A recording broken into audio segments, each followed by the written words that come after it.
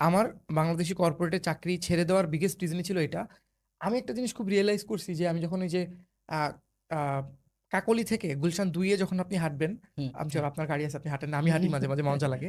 So অনেক গাড়ির showroom আছে ভাই, ইভেন এই যে তেজগাঁ আমাদের এখানে হুম, যেটা হুম, অনেক হুম, গাড়ির হুম, শোরুম। হুম।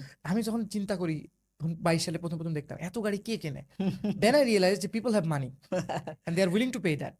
হুম, ওকে, আমি যখন আমার ওই যে জবগুলোতে স্যালারি ইস্যু ছিল, আমি মনে করতাম যে আমি এত কম পেইড হচ্ছি কেন। দেন আমি ফিগার আউট করতাম যে নিজেকে যখন আপনি সোয়াট অ্যানালিসিস করবেন, হুম, যে strength weakness, okay I don't have any reference of hmm, someone big, যে ওই ছেলেটাকে নাও আমি চিনি। I am not from IB or north south, hmm, I don't have BAT MNC বা ইউনিলিভার এক্সপিরিয়েন্স, হুম। আমার দেশের বাইরের কোনো ডিগ্রি নেই। So most likely I was not gonna paid well, এটা আচ্ছা। আমার মনে হয়েছে। হুম, দেন আমি কন্টেন্ট ক্রিয়েশনে আসার চেষ্টা হুম, করছি। Hmm, I hmm, try to be regular. Last 2-3 বছর আমি লিঙ্কডইনে প্রচুর পোস্ট করছি। হুম, হুম, গেল। এখন পয়েন্টটা হচ্ছে আমি যেটা বলতে চাচ্ছি, যে বাংলাদেশের মানুষও আসলে পে করতে রাজি আছে, আপনি যেটা বলেন value, absolutely, creating value, absolutely. তাহলে বাংলাদেশি মানুষও পে করে।